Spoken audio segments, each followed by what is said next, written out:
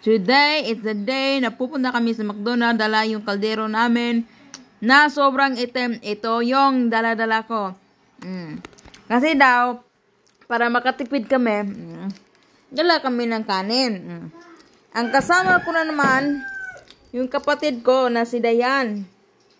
No, ito, na-meet ko pala tong isa sa follower ko. Ay, yun ang kang Dayan na boyfriend or fiancé. Papa ni Cyrus. Dala-dala niya si Liam. At ito yung nakasalamuha ko, isang follower ko. At ito yung kaldero ko. Papunta ako ng McDonald's. Kasi nga naman, alam niyo yung family ko, no? Ito nga kapatid ko. Mas more on rice sila kaysa mga ulam. So, alam niyo, mahal ang pagkain rice sa McDonald's. Ayan. So, may nakikita naman akong isa na namang follower, nagpa-picture sa akin. Pak, picture agad. Kasi nga, bilis-bilisan mo mga maray kasi gutom na ang person. Pero pak, picture na naman. Sunod, punta ako dito. Kasi nga naman, birthday ni Cyrus.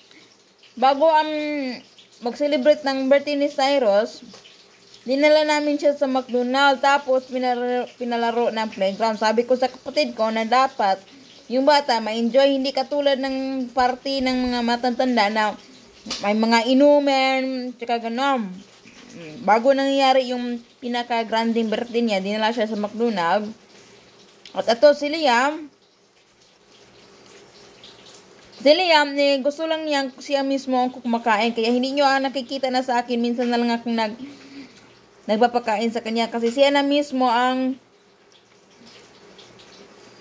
kumain mag-isa. O, tingnan.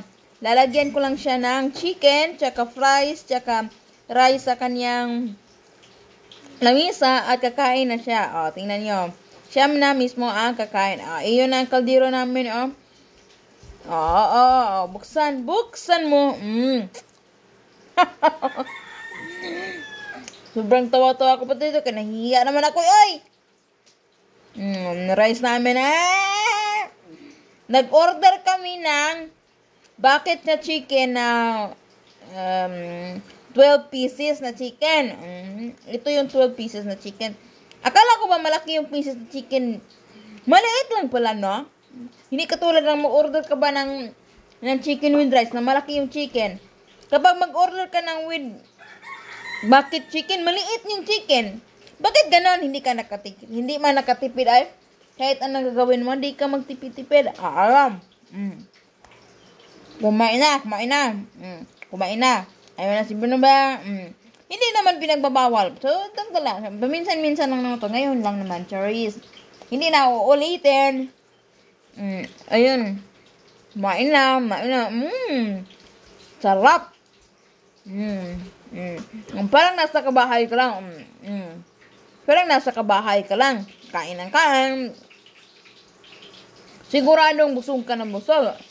Kasi kapag hindi ka magdala ng kaldero, tapos kasama mo akong mga kapatid ko, nako, magkalaki ka na lang na mag-order ng rice. Mag-order ka ng rice na ulit-ulit kasi mahilig sila sa more on rice kasi sila. Sa mga chicken, sa mga ulam. At ito ang birthday boy. Ayan. At ito yung kapatid ko na si Dayan. At ang kaldero na makulay, makiningning. Makiningning. So, ayun pala, si Liam. Share lang kami sa mainumin. Mahal pala itong inumin sa McDonald's. Ayan, si Liam, nilagyan ko siya ng chicken. Tinanggal ko, make sure na ang ibibigay ko sa kanya walang buto. Kasi siya lang naman kakain. Tingnan nyo, busy siya kakakain. Bumuwi ka dyan, Bernabe. Bakit? Puwit mo na sa kamera. Ayan, si Liam, busy kakain. Lagyan mo ng rice, fries. Ayan. At yung boyfriend ni Dayan, si Bernabe. Ayan. Tapos si Dayan. Ayan. Wala yung asawa ko. Inaway ko. Wala siya. Wala.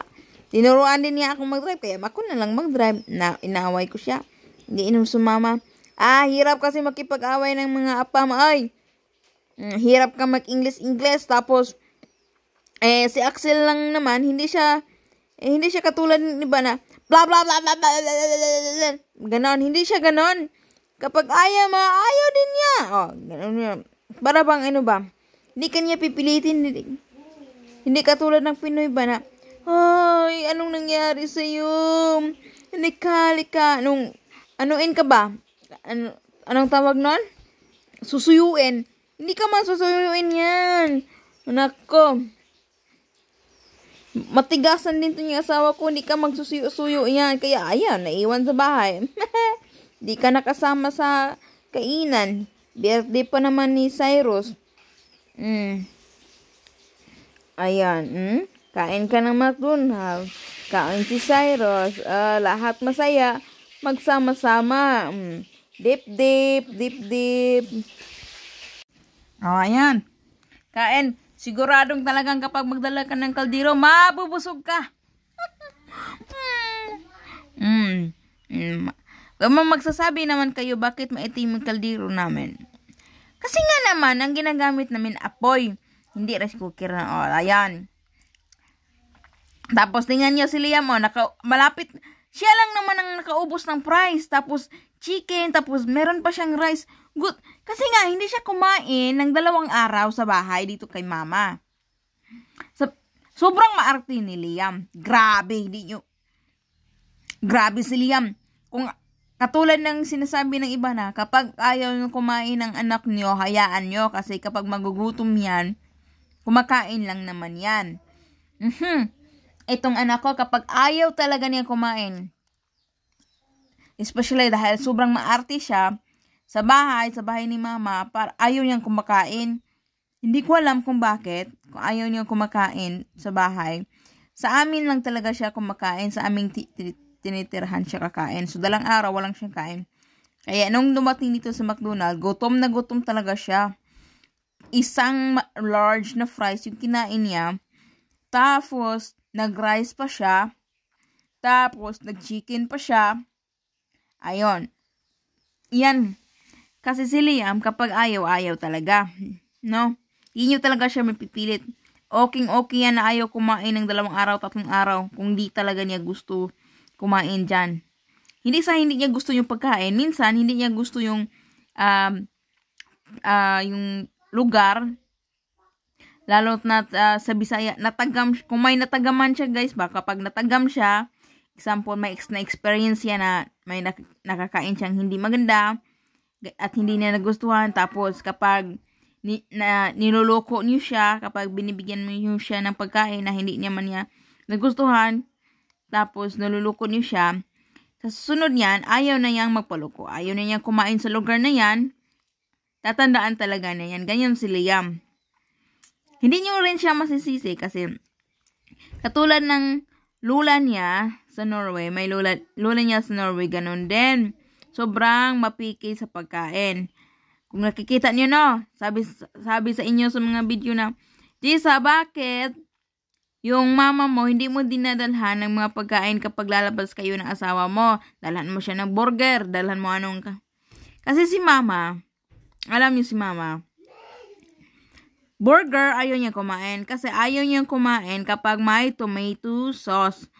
So kapag may burger, with tomato man yan kasi ketchup, ayaw niyan kumain yan. Kaya hindi niyo ako nakikita. Sabi niyo, ang damot mo, Jiza. Hindi madamot.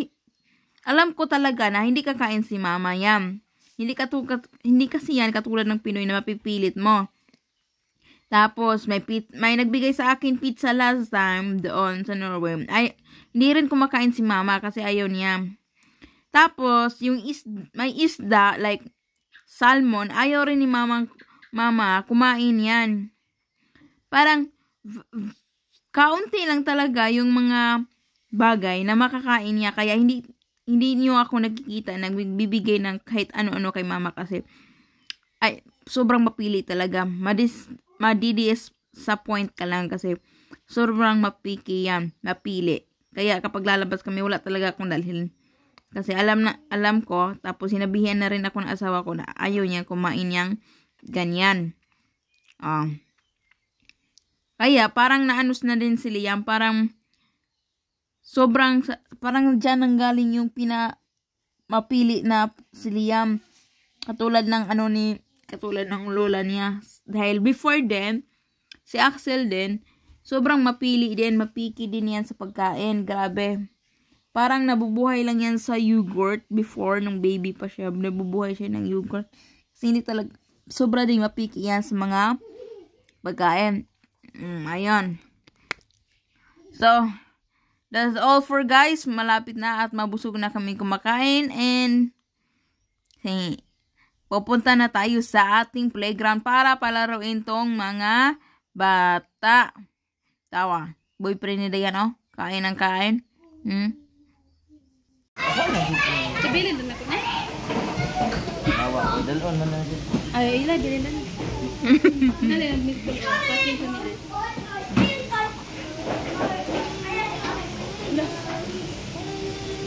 Lagi mo ko ng